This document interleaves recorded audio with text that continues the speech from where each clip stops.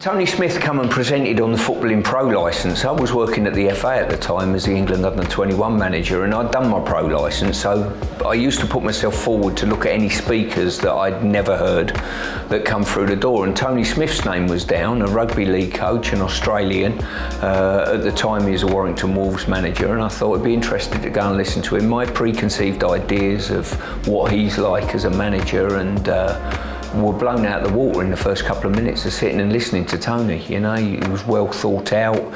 He talked about the process of the game rather than the result on a Saturday, and he seemed a really intelligent man. And I thought, you know what, I want to get to know this fella and probably get to know a bit about his sport. So I went up to Warrington, watched training, watched the games, and a friendship developed between me and Tony. You know, we're good friends now, we speak every week. Tony's been in to watch me work with the England set-up. He's been to West Ham a year or so ago. I asked him to come in and track me for 4 days and give me feedback about how I'm working, you know, because I value his opinion.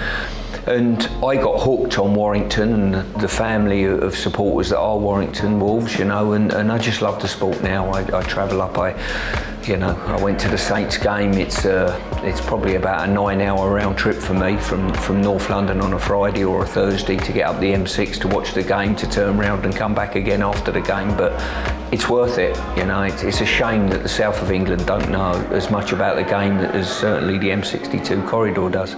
My favourite players over the time that I've watched Rugby League, Matt King, the Australian boy, used to play on the wing for us. Lee Breers, I used to love watching Breersy play for us, and at the moment Darryl Clark, I just think he's been absolutely sensational. But I've got a healthy respect for everyone who plays in the league. You know, I watch not just Warrington games, but if other games are on telly, just to see what everyone else is doing. And obviously, you know, with the World Cup coming up as well, not too long away, we'll be supporting them. It needs exposure to sell the product, because it's a brilliant product. I've got to say, the sport is fantastic. Every part of the sport, you know, there's nothing about the sport, the skill, the pace, the camaraderie between the teams, by the way. And, you know, something like tonight, well, you know, with Rob, you know, people from all sports are sat in that room down there because of the sport, and more importantly, obviously, Rob and what he's given his life to the sport as well. So it really is a sport that sort of deserves more profile.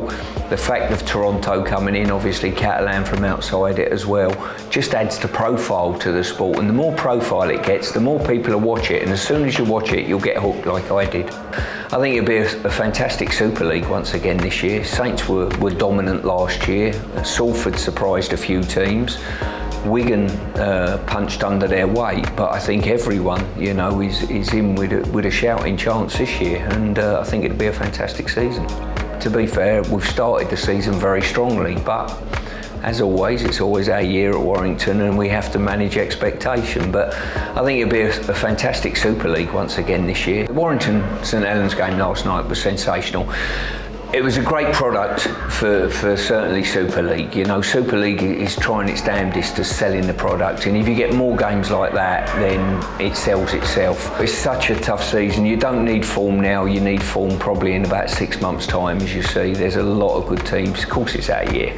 Come on now.